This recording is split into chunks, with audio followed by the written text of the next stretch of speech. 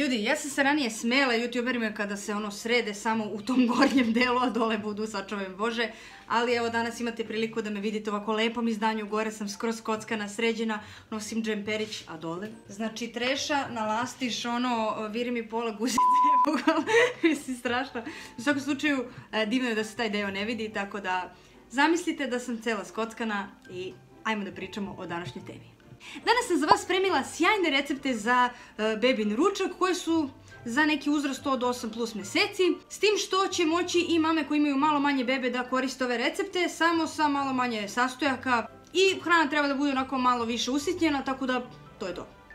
E sada, sigurna sam da svima nama, koliko god ušli u što sa našom bebom, ponestane nekih ideja, ono, kada već prođe par meseci, razmišljamo, ajde uvodimo ovo, uvodimo ono, pa eksperimentišemo stalno nešto, ali ne znam za vas, ali meni uvek ponestane neka ideja i stalno moram po netu da kopam.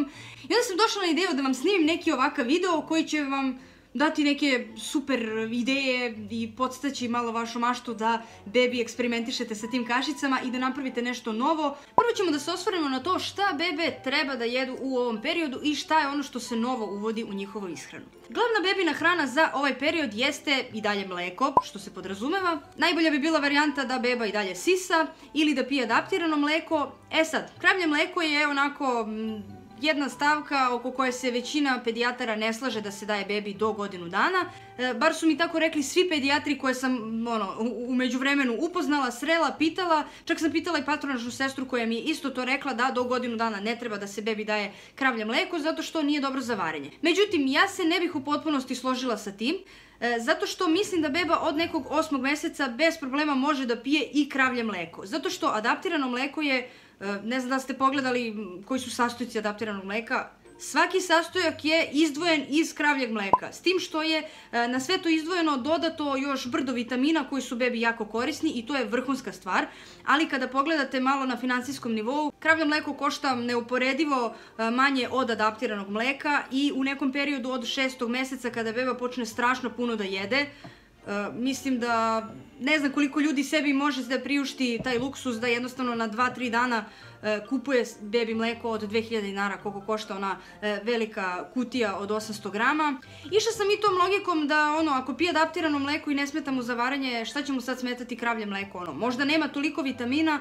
ali nekako mislim da beba uopšte nije toliko svilana koliko se predstavlja da beba jeste u današnje vreme. Po meni je okej stvarno da do 8. meseca ne dajete bebi kravlje mleko, ali od 8. već možete pomalo. To ne znači da ćete potpuno zameniti adaptirano mleko ili vaše sa kravljim, ali da mu uvodite pomalo, na primjer 1 flašicu dnevno i tako povećavajte kako vi mislite da je to okej.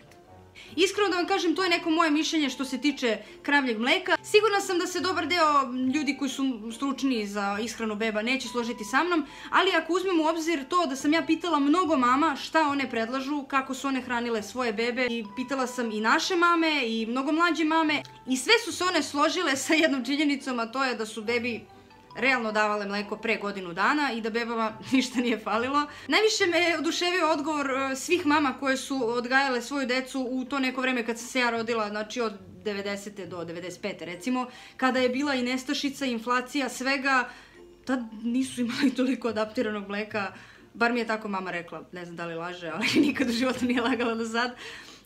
I hranili su nas isključivo sa kravljim mlekom, tako da ništa nam ne fali i mislim da stvarno nije toliki problem dati bebi kravlje mleko. Druga glavna stvar koju beba treba da jede u ovom periodu jesu žitarice. Žitarice možete kuvati, možete kupiti neke one pahuljice koje ćete bebi davati u nekoj kašici koju spremate najčešće za doručak ili za večeru i možete početi sa tim nekim makaronama. Predlažem da to budu neke integralne makarone, ali možete dati bebi i one obične. Beba neće, ne znam ja, koliko pojesti toga da bude nešto loše, tako da vi to birajte sami kako vam odgovara i realno svaka mama zna najbolje šta će davati svoje bebi. Nema tu nekog specijalnog pravila, jednostavno pročitate nečija iskustva ili pogledate, a vi uradite kako vama najviše odgovara. Zatim voće. Što se voća tiče, u ovom periodu se uvode citrusi. Ekstra je što bebe sad onako na taj kiseli ukus reaguju, dosta smešno. Došlo je vreme da probaš kivi. Izvoli.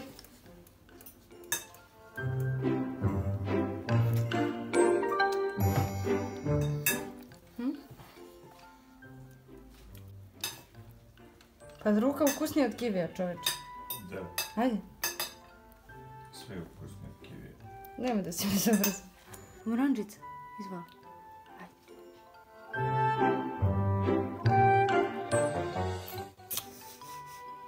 Kako je? Sviđamo se.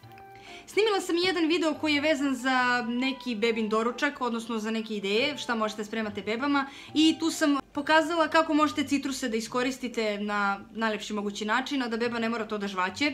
Stavit ću link ovdje u opisu videa pa slobodno kliknite. Zatim prelazimo na povrće. Što se povrća tiče, u ovom periodu se uvodi cvekla, kelj, prokelj, blitva i tako neko drugo tamno-zeleno povrće. Međutim, ja sam bebcu to uvela malo ranije. Možda zato što mi ne jedemo meso pa kao nisam imala šta da mu spremam više, mislim da je bilo predosadno da mu spremam samo kašicu od krompira i šargarepe, pa sam mu ja to uvela malo ranije. Što se mesa tiče, za ovaj period savjetuju da to budu piletina, junetina i tako neko meso. Ali što se uvođenja mesa kod bebe tiče, nisam merodavna da pričam o tome, s tim što u svaku kašicu koju spremam za vas, vi slobodno možete ubaciti meso, samo ga dobro skuvajte i ispasirajte kao sve ostalo. I ostaju nam mlečni proizvodi za koje opet nisam kompetentna da pričam, ali u svakom slučaju sada savjetuju da se bebi daju jogurt, pavlaka, kiselo mleko i svi savjetuju da možete početi sa tim nekim mladim sirom, tako da eto, to su neki savjeti stručnjaka. I što se tiče grickalica, savjetujem da u ovom periodu počnete sa tim nekim koricama od hleba ako niste već počeli malo ranije. Možete bebi dati keksić neki da gricka, onda integralne grisine koji nisu neka zdrava varijanta, ali su ok za povremeno da date bebi da žvaće, što da ne. Zatim smoki, iako kažu da je kikiriki alergen, vi dajte bebi pomalo smokija pa vidite kako reaguje. Ako nema nikakvu reakciju, super, onda može da gricka i smoki. Ja sam nešto ranije počela s uvođenjem tih grickalica, da ne kažem od nekog 6. meseca otprilike, zato što je Gavrilo od 3,5 meseca počeo da dobija prve zubiće i stvarno je bilo onako dosta teško u tom periodu jer je hteo sve živo da gura usta i ja sam ono nekako morala njemu to da dajem neke zanimacije samo da bude malo miran, da ne bi toliko plakao, a da ima neku zanimaciju da gura to po ustima i da se zabavlja. I pre nego što počnem sa ovim divnim receptima, samo ću vam reći da vi strukturu hrane prilagodite vašoj bebi. Znači u odnosu na to koliko ima zubića, koliko je beba pokazala interesovanja da želi sama da gricka tako neku hranu, vi u odnosu na to usitnite kašice koliko smatrate da treba. A sada konačno prelazimo na recepte. I krećemo sa prvim receptom. Osnova za prvu kašicu bit će običan beli pirinač. Ako nemate beli, možete koristiti i integralni. Jedina razlika je u tome što je integralni u suštini zdrava varijanta. Kad soljušte ove ljuskice u kojima se nalaze vitamini, dobija se beli pirinač, tako da je uvijek bolja varijanta koristiti integralni. Ali pošto ja sada nemam baš mnogo vremena, pravit ću sa belim jer se on kuva barem 3 puta brže nego ovaj integralni. Pored pirinča u ovu kašicu stavit ćemo malo brokolija i malo krompirića. Ekstra stvar kad beba ovako malo poraste jeste ta što sada već možete početi sa korišćenjem određenih začina. Slobodno možete da ubacite u jelo mirođiju, boseljak, peršun, šta god želite od tih nekih jednostavnijih začina. I to će onako super da da šmek bebinoj kašici, a opet niste stavljali ni so, ni šećer, ni ništa što beba ne bi trebala da jede u periodu do godinu dana. Prvo ćemo da naseckamo jedan krompirić. Uzet ćemo i malo brokolija. A pirinča ću staviti, pa nemam pojma, jedna i po kašika možda maksimum na ovu količinu povrća. To je neka merka otprilike. Sipajte vodu i stavite da se kuva. Povrće je skuvano i sad ću da ga samaljim sa štapnim mikserom.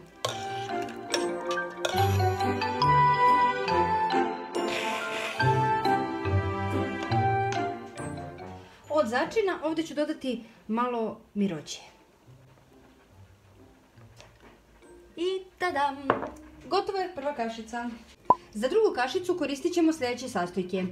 Malo zamrznute boranije. Možete koristiti ovu zelenu, žutu, onu šarenu. Uvijek mešajte bebi da proba sve različite vrste boranije ili nekog drugog povrća. A pored nje koristit ćemo i šargarepu. Sad ću da izaberem neku adekvatnu. Uzet ćemo jednu šargarepu i sad ćemo da je oljuštimo. U ovu kašicu ubacit ću i neki od ovih suvih začina, ali to ćemo baš na kraju kad se ovo bude skuvalo. Tako da sad samo pripremam sve. Šargarepa. Prelivam ovo sa vodom i stavljam da se skuva. Ubacit ćemo ovde i malo krompirića. Ovde dodajemo malo bosiljka. Gotova je i druga kašica. Fantastična stvar kada je beba ovako malo veća jeste ta što sada možete baš dosta da eksperimentišete sa hranom. Do sada ste već uveli skoro sve namirnice koje beba treba da jede, samo što nećete stavljati so i šećer, ali je po meni skroz ok da vi bebi povremeno date i nešto što vi jedete. Znači, iako je ta hrana začinjena, dajte joj, na primjer, kašičicu ili dve nekog vašeg jela. Spremili ste lupam pirinač sa povrćem i sa nekim semenkicama ili tako nešto, slobodno dajte bebi da proba, pa sad ako neće, neće. Ali ne treba da to bude ceo bebin obrok, zato što ima so i nije baš poželjno da to jede. Još jedna savršena stvar koju su mi preporučile sve mame koje imaju više dece jeste ta što kada spremate, na primjer, hranu za vas, slobodno možete tu neku osnovu iskoristiti kao bebin ručak. Na primjer, ako danas spremate, lupam, grašak sa šargarepom i sa mesom, šta god, vi ćete propržiti crni beli luk i šargarepu, na primjer, na malo ulja, dodate grašak i stavite to da se skuva. I pred sam kraj, kad je gotovo sve to, izvadite malo za bebu, stavite to u jednu činicu bez začina, bez ičega, a vama začinite po želji i na taj način vam je olakšana kašica za bebu, zato što ne morate posebno sve da kuvate bebi, nego možete bukvalno 2 u 1 da izvedete, tako što ćete spremiti ujedno i vašu hranu i hranu za vašu bebu. Prelazimo na treću kašicu. Za nju ćemo koristiti malo tikvice, jedno od ove dve vrste sočiva i šargarepu. Što se sočiva tiče, sve jedno je koju ćete vrstu koristiti. Ovo crveno se nešto brže kuva, tako da ćemo njega danas koristiti, ali možete ubaciti naravno i ovo, 2 kašike. Sad ću ovo da properem i stavljam da se kuva. Dolimam vodu i stavljam da se kuva. Sočivo, na primjer, odlično ide uz šargarepu, krompirić, boraniju, tako da možete napraviti i neku kašicu od te 4 namirnice. Evo ga, ovo je skuvano. Ako, na primjer, napravite ovako neku kašicu koja je dosta vodena, ne morate da bacate ovu vodu, nego možete sve to lepo da izmiksate i da napravite bebi neki potaž ili neku onako čorbicu. Pošto ovo crveno sočivo dosta onako neutralno i blažeg je ukusa, to vam savjetujem za početak da prvo dajete bebi, pa tek onda ovo zeleno. Ono je malo jače i ima onako ukus sličan orasima. Ja ću ovdje staviti malčice ove aleve paprike, ali mi smo utvrdili da Gavrilo nije alergičan na alevu, tako da mogu da mu stavljam. Vi ipak proverite prvo sa vašom bebom, dajte zalogaj da vidite da li će crvenilo da izbije. Ako nema crvenilo, onda može sa ovako malo jačim začinjem.